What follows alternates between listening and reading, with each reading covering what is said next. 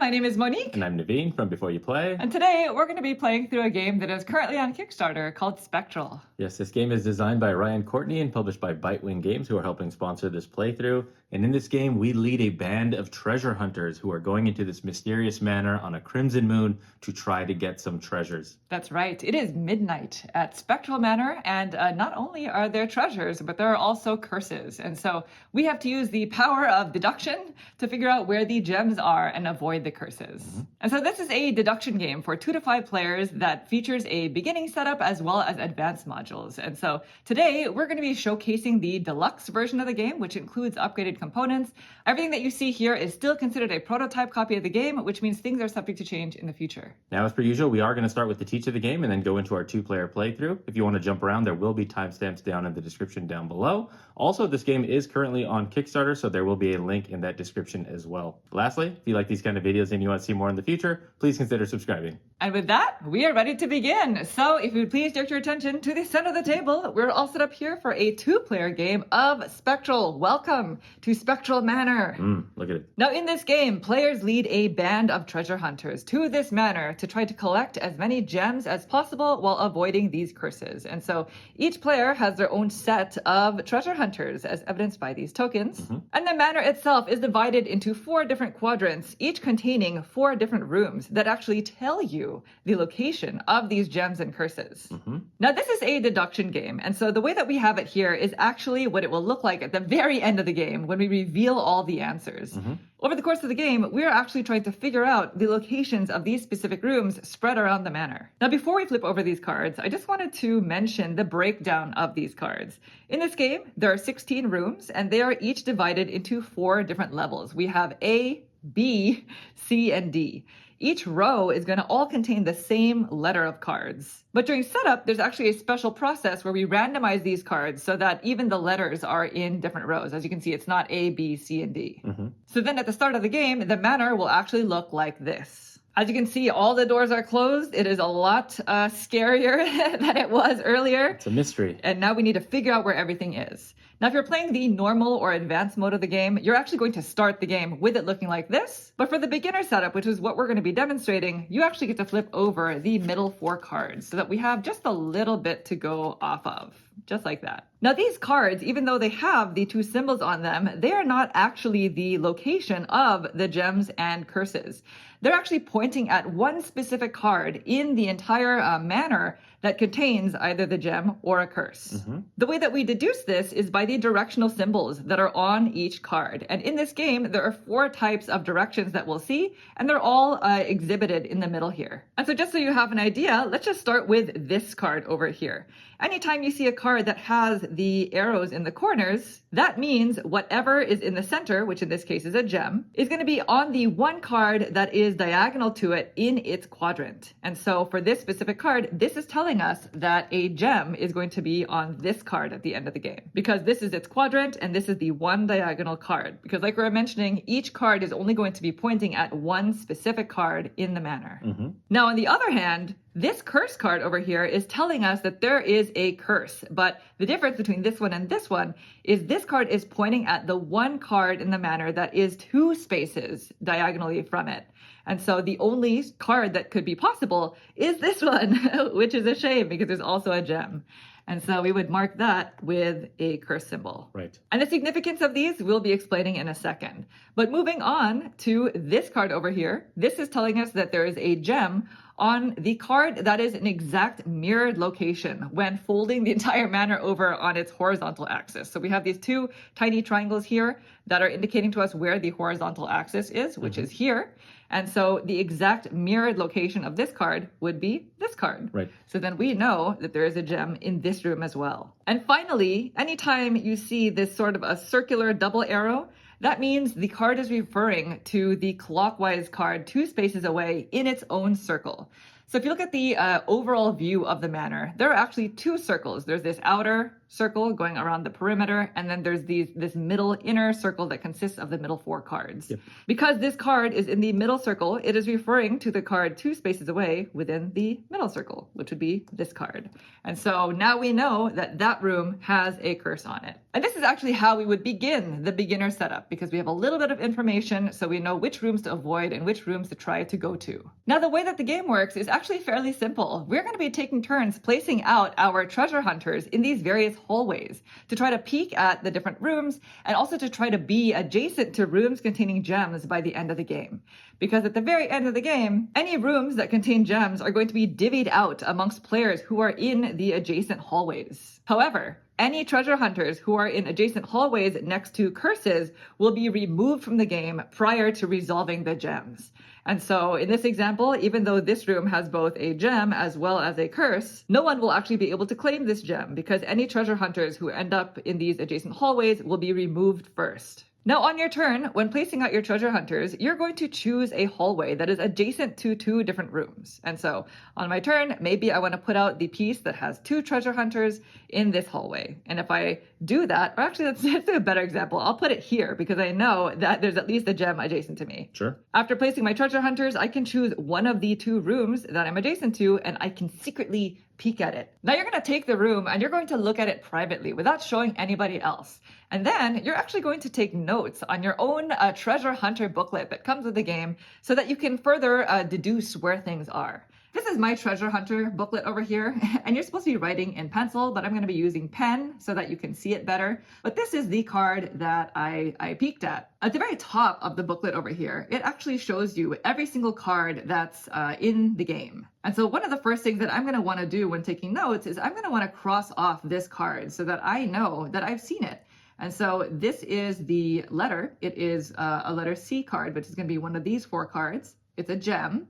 And it is the one that has the 2 diagonal symbols. So I'm going to go ahead and cross this off because I know I've already seen it.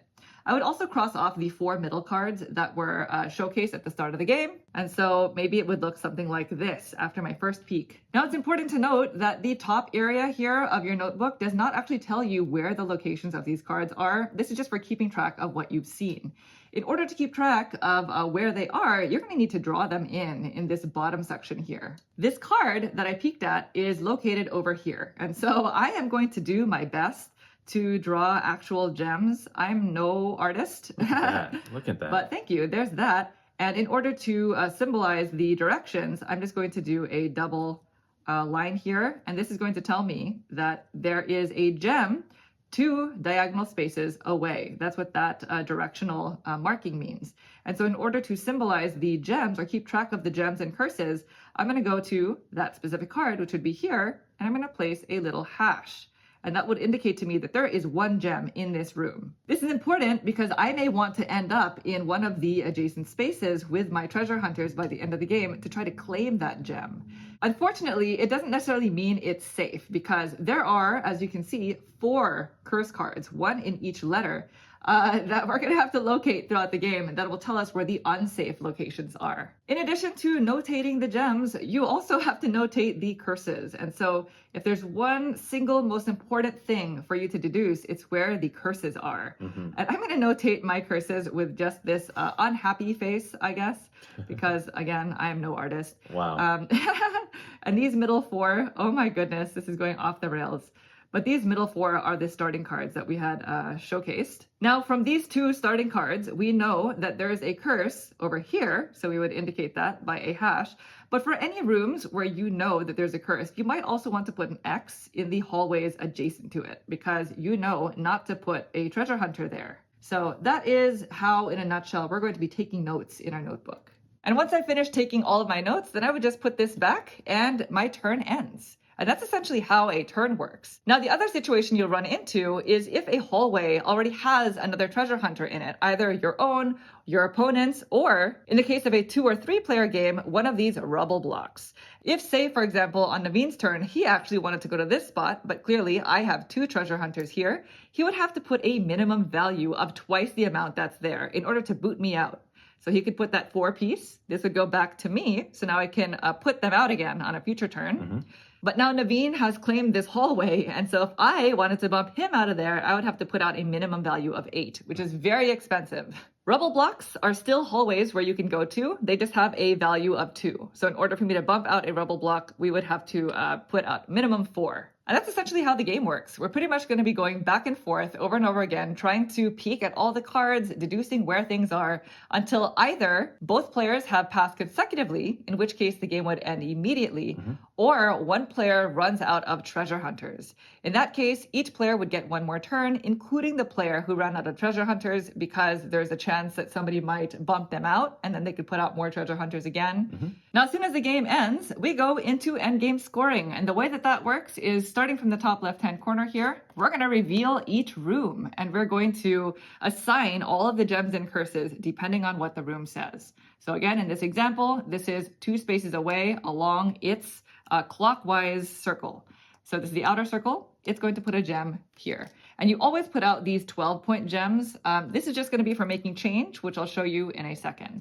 And we basically do this for every single card. This gets reflected here, that goes there, and so on and so forth. And it's really important to remember that just because a card shows a gem in the middle does not mean there is a gem at this room. You have to follow what it's actually telling you. And that's the same thing for the curses as well. Exactly. Now, once every single card is revealed, all the gems and curses have been assigned, then before you actually divvy out the gems, you go to each room that has a curse in it, and then you remove the adjacent treasure hunters. So if I accidentally went here, yes, these would be eliminated. Because it is adjacent to a room that has this curse. There are only going to be 4 curses throughout the entire manner because there are only 4 curse cards. Once all of the treasure hunters are removed from the game who are adjacent to curses, then we actually hand out the gems. And the way that that works here is, let's just take this room, for example. Keep in mind that some rooms might have more than one of these gems, but in this example, this room has a 12-point gem. You're going to divide it by the number of players who are adjacent to the room. It does not matter how many treasure hunters are in one area. Right. All that matters is how many players are adjacent. And actually, if it looks like this, then we would actually divide these gems by 3. So 4 gems each. And I, because I'm here twice, I would get 8 gems, whereas Naveen would get 4 gems. And we would do this for every single room that has gems in it. Lastly, it is highly likely that you will have treasure hunters still in front of you by the end of the game. And in that case, you would also get points for them, depending on player count. And so in a 2-player game, we're going to score 4 points for each treasure hunter that is still in front of us. It's also important to remember that it is the individual treasure hunters. So if I still had this block of 4, this would score me 16 additional points at the end of the game. At that point, whoever has the most gems wins. Now, we've kind of just showcased the beginner setup. There's also, of course, the normal game and the advanced game, which we'll talk about later. But for now, we're just going to go ahead and get cleaned up, and we'll get started with our playthrough. Okay, we are all set. We are ready to go. We have shuffled all the cards. We don't know anything about anywhere where there's gems or curses. Right. We do have to figure out who is going to be going first. All right, ready? Yes. Me. Now, I do want to note that Naveen has won our previous games, but we are going to be showcasing this following my booklet. Now, we are going to be doing the beginner setup, which means we get to know some information. Shall I flip these over? Let's do it. So let's do them, and let's just deduce them one at a time. One at a time? Sure. Okay, so now we know that this second row is C. This is going to give us a gem on its reflected over the horizontal axis, which means we know a gem is in this room. Next, moving on to this room over here, we have a curse, our first curse. It is 2 spaces away, clockwise, in its inner circle. That is not good. Bad room. Yeah. Next, we have a gem that is diagonally in its own quadrant. And we know it's an A. And we know that that row is A. So there's that. And last but not least, we have this room, which is telling us that there is a gem 2 spaces away along its middle circle clockwise. So we have a gem here. Okay. Now, we're also going to notate these 4 as well as our preliminary gem and curse findings in our notebook before we start. All right, so at the start of the game, these are my preliminary notes. Sorry, they look awful. I've crossed off all of the 4 starting cards up here. I've also notated which rows I know for a fact these are. This is going to be C and this is A. I've also put all the hash markers for the 3 gems that we're aware of, as well as the 1 curse. and then the X's in these hallways where I know not to be by the end of the game. And so this is what we have to work off of. And we are ready to begin. Yep. So, Naveen, starting with you. Okay. Are you ready? I'm ready, yes. Go for it. So- Enter Spectral Manor. All right, first treasure hunter up. You are going to go solo, and I'm going to have you just hang out right over here. And I want to know a little bit more about that card. All right. Well, there you go. So I must secretly do this. Feel free to peek. All right, so I've notated it, and there it shall remain. Very fast. Now, if you're more experienced at this game, there is a stronger level of deduction having to do with guessing where the other curses are and placing your treasure hunters strategically in that sense. But right now, we're just going to do the beginner strategy. We know there's a curse here, so just avoid these areas, right? Totally. I'm going to go up here. And so now I have a choice between these two, and I'm going to take a peek at this card over here. It's going to give us some information. So this is what it looks like. Naveen is not looking. I'm not looking. We know what the row is. This is the row that we're working with, which also means we know what row this is. So it's valuable information. I'm going to go ahead and cross off this specific card up here. And then I'm going to make sure that I notate it where I found it. I'm going to go ahead and draw that in, which is going to be over here. So I'm going to go ahead and mark that. And now we are done taking notes. So it goes back to you, Naveen. All right, I like this quadrant up here a little bit. I see there's a gem present, so Okay. I want to just kind of plop myself here. Now, I already know what this is, Yeah. so I'm going to go ahead and peek at you. Ah, okay, interesting. Strong deduction, very strong. Okay. Congratulations. I think I know a little bit more about this manor. Now back to me, going back to my notes, I know that there's one of these in here. So I would really like to learn more information about this row, which means I'm probably gonna maybe want to bump that out. Unfortunately, this is gonna be a very expensive move. So that represents 2. This represents 2. So That minimum means 4. I have to put in 4. I'm just gonna do it. Wow. And this goes out of the game. The rubble blocks do not come back. Right. I'm gonna take a peek at, I said this card, right? Mm-hmm. Let's just take a look and see if it was worth it. All right, this is the card that I drew. Okay, so again, I'm gonna go ahead and cross this off, which means by deduction, I know what the last room in that row is gonna be. It's gonna be that, but I'm gonna go ahead and draw this in. So because I drew in this placed another one of these here, which I already placed the hash mark for. So by process of elimination, we know that this final room is this. So let's just go ahead and draw that in. And this is going to place one of these over here. Oh boy. Oh boy. If you know, you know, right? Did you learn something? I did. I learned something. Did you learn something that I already knew? Did you know? Well, Did you you did look already at know? I did look at that card. So Yeah. there was a little bit So you of know a something. ping-ponging elimination. You know, some badness happened. I might know a little things. All right, well, it's back to you. Okay, so I will go ahead and drop off. I want to drop off this 4 into this little spot right over here. Okay. I think I want to be there. Let's get that going. And then I want to look at this card in particular. So Okay. Let's take a look. And while Naveen is looking at that, I just want to go back to my notes really quick because I realized that I forgot something. I'm just going to cross this off so that I know not to be looking for it anymore. And then when I marked this off, I should probably mark these areas off so that I know not to go there, right? All right. All right, so I've taken my notes there. Okay. And you want to know what I know? Yeah. I know that this person is doomed.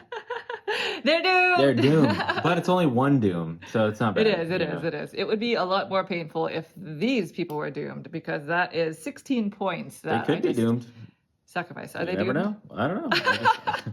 Just creating some doubt. It's hard. It's hard to take notes and film at the same time. Creating some doubt. Well, it's back to you. Okay. I think I'm actually going to put out 3 of my treasure hunters.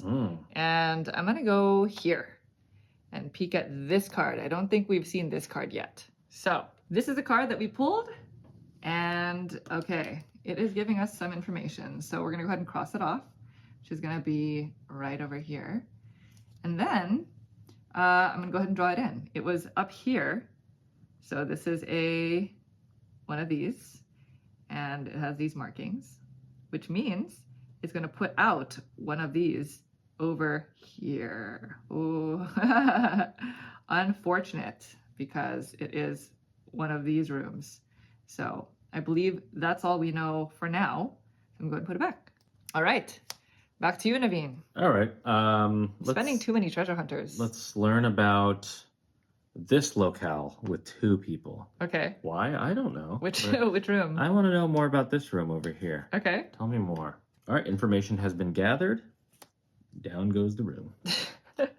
All right, so back to me. And again, we keep on doing this until we both have passed or we run out of treasure hunters. So we're not really bumping each other much. So let's go ahead and take a nice and simple spot. I'm going to go here because we cannot let Naveen have all of these 12 gems to himself. How do we know there's not a curse there? We don't know. Well, we might know a little bit depending on how strong our deduction has been. This is what was there. So I'm going to go ahead and cross that off. We have found this card. It is down here. So I'm going to go ahead and draw that in with my terrible artistry. Here we go. And then, of course, I'm going to notate the direction. And I'm going to notate where that is according to the direction, which is here. I'll place that hash mark and make sure to mark accordingly. That is everything we know. And let's take a look at the board and see if we've done wrong. I think, I don't know. We'll see how it works out in the end. Which hunters shall go?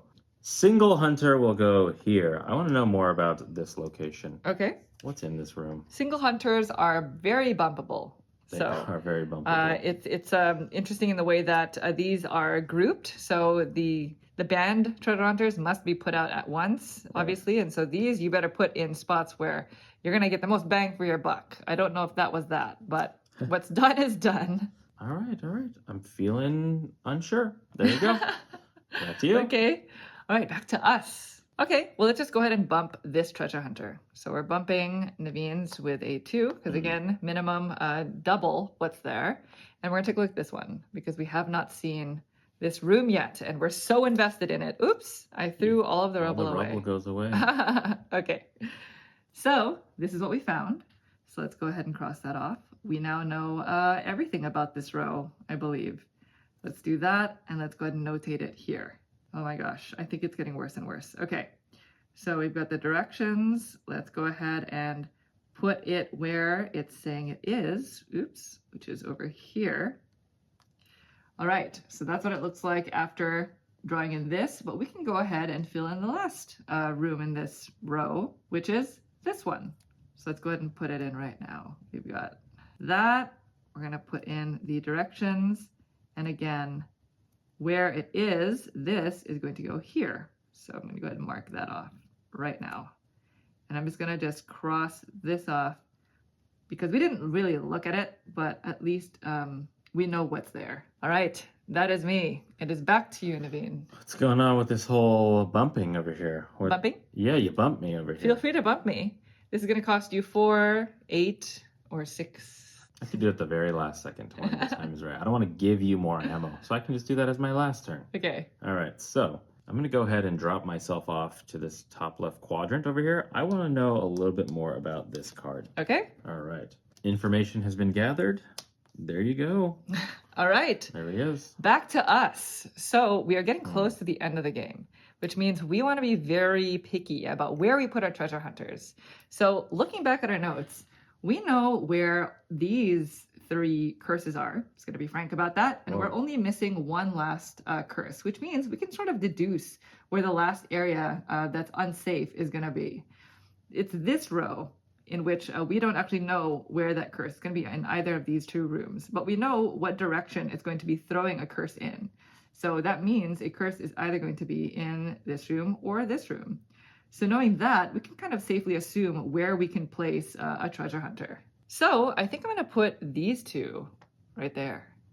And we'll go ahead and peek at this. We have not seen this one yet. And this is what it is. All right. So crossing that off up here. And then I'm going to go ahead and draw that in right here. See if I can finally perfect this. Oh, that was not bad. Okay, this is the direction. And of course, this is where it goes. Now, we're not done because we know now what this room is going to be because it is the last one available. So let's go ahead and draw that in now. Let's do this. the direction, which means we know where the final curse is, which is going to be, boom, over here. So let's go ahead and make sure we don't place there. All right, and now it goes back to you, Naveen. Well, I think I want to boot this one out. Okay. So let's go ahead and get rid of that little rubble. And we're going to drop myself into here. And that's it. There is nothing to explore because these are both exposed. Because they're exposed. And that goes back to us. And you know what? I don't know if you agree with this decision, but the only treasure hunters we have available to put out is our block of 4. Now, if we hold this and we don't actually send them out, there's going to be 16 points to us at the end of the game. Sure. So I think we're going to just pass because I'm feeling okay about where we are on the board. Very interesting because Why? you passing tells me a little bit of something. What did I tell you? Well, because you're not willing to go into a hallway to go get yourself some points. This is 16 16 points. for any 12. Yeah, For any that's 12, true. because the That's true. maximum, well, that's not true. Each gem is worth 12 points. It really depends on how many rooms have more than one gem. You really have to do that sort of valuation. Totally. And I just don't really want to take this risk. All right. Well, I'm going to take 4 and drop them into this slot right over there. So, Monique, please vacate You've the booted us. zone, and I'll just drop that in there. Okay. Are you going to peek? I already know this by deduction, so there's no need for me to peek. All right. So now it goes back to me, and I can still put out treasure hunters. All right. Well, I'm going to send these out and boot you right there. Boom. Really? Yeah. We've seen these already, so we don't need to know what they are. Ah, shoot. So now you have 2 single treasure hunters, Yeah. which means you can I do. boot out a single, Yeah, or I'm not booting you that can one boot out. out a Yeah, single. I think That is not. absolutely an option. Oh, or you can boy. go to an empty space because you can't even boot out these rubble blocks. No. Something tells me this is a death spot. I don't know. But you somehow manufactured this situation here. Manufactured. We have entered Spectral Manor. There's no manufacturing. You did it. The Crimson Moon. Oh man, I'm gonna pass. I think Okay. I'm gonna pass. I think that's a trap. If I put 1 here and here, I think there's gonna be a skull there. Well, That's me deducing within deduction. If that makes any sense. we too shall pass, All right. which means the game ends immediately. Yeah. We go into endgame scoring. Are you ready? Yeah, let's do it. Let's see how well we did. All right. So let's just go ahead and start at the top left-hand corner here. We're going to reveal each room, placing out their fun stuff where they belong. So this is a curse that gets reflected on the horizontal axis. I knew this guy was a goner. Boom. This guy is I was indeed really a trying goner. to get you to. But we'll remove all the treasure Sure. hunters in a second. So let's just keep moving. We've got a gem placed in its diagonal in its quadrant. Fantastic. So that's that. We have another gem that's going to go 2 spaces clockwise along its circle, the outer ring. Very good. We have another gem that goes 2 spaces diagonally. Ooh, wow, that wow. is such a nice spot. It's too bad, huh? It's Yeah. too bad. It just keeps snaking. So this is going to place a gem. Boom, boom. Yep, Right? It's nice for you. it is. We already resolved these 2. Mhm. So now we go to this room, Please don't be anything bad. which places a gem along its diagonal. So Cool. it's going to go right there. Moving on to this room, a curse. It's diagonal 2 spaces That's away. the one that we both 2. knew. Yes, Boom. this is how we knew that we did wrong. We did a bad thing. So moving on to this room over here. This is a gem On its reflection. on its reflection. So it goes over Ah, here. you're gonna get. That's why You would've won I on had that. covered all these, did. but you usurped me in the I had end over to. there. So moving on to this room down here. This is kind of where we stopped learning. We didn't know these last 3 rooms, so we're going to find out. So good thing I didn't do that thing because I was like, she knows something about that. We did. We knew that there was a curse here There. in its diagonal, in its quadrant. Next card, we have a gem that's going to go Oh my gosh. boom, One. boom, Ooh, making this room even sweeter. but it's dead. Then we have another gem reflected upon its axis, which goes here. Did you know anything Spot. about that? I did not know, we did not know these 3. You didn't know those 3? No, huh? those are the last 3 that we didn't All right. discover. And finally, a gem that goes boom, boom. Right there. Right there. I Oh. usurped you. I had to go looking for the last 12 because there are definitely enough. And it goes here, right? Yep, that's it. And So- again, before we go into final scoring, I do want to mention these are deluxe upgraded components. So just check the Kickstarter for more information regarding that. Okay, so now we're going to kill off any treasure hunters that are adjacent to curses. So curse number 1, This goes bye-bye. I'm just going to put them in there. Sure. We do not score for them. Curse number 2, Nobody. we did good. Number 3, we did good. And number 4, I did Naveen gets also removed. I really liked the 12 before I found out that it was was cursed. skull. Yeah, it was good. All right, so let's hand out some gems. So starting with this room, this is a total of 24. We have 2 placements, which means we are each going to get 12. 12 each. Yes, again, it does not matter how many treasure hunters are there, Right. just how many surrounding. Okay, moving on to this room. It is mine. Naveen is uncontested. 12 gems for you. I accept.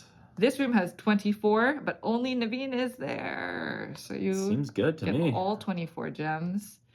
This room has 24 gems, but we are both there. We are here twice, Yep. which means we divide 24 by 3. So I get which is 8, 8. and you So get Naveen- 16. Naveen gets 8, and we get 16.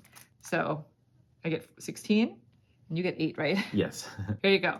This is your 8. My 8. Beautiful. All right. Moving on to this room. Nobody gets it because it's a curse. This room's also cursed. Naveen's uncontested for the full 12 over here. Take it. Last but not least, we have this room, which we are also uncontested. So we take the full 12. All right. Before we calculate, you also cash in your treasure hunters. Yeah, so I get another 8 because I have 4. 4 times 2. Yes. Yep. In a 2-player game, Yep. by the way. We get 16 because we have 4 left over times 4. So here we are, 16. What is your final score? Count up all of your gems.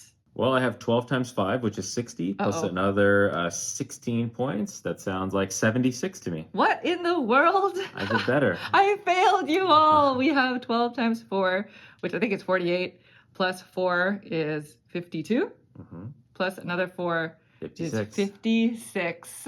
76. 56. 76 to 56, which means Naveen, you are the winner. I got the most loot out of this manor. You did. Spectral manor. We that did is. not. I'm Yeah. so sorry that I have failed you all, but that is it. Good job. Thanks. Appreciate You it. win this game of I did. Spectral. I did. So there you go. I hope the deduction component made sense. I know I was a bit messy in terms of my drawing and where the notebook was, but I You hope that don't want made... to see my drawings. There's a reason why you saw Monique's. There's a reason why these are private, Here. okay? Here, why not? Why not? Look at that. So it's not too Even worse. far off. Look at this one. I even crossed out the wrong. I drew this when it was supposed to be there. Oh. And I was like, oh my gosh. What I a gotta cross shame. it off. Yeah. I know. Well, there you There you go. go. Now, just so you know, in 3-player games, only some rubble blocks are there, and then in higher player accounts, the rubble blocks do not get put out during setup.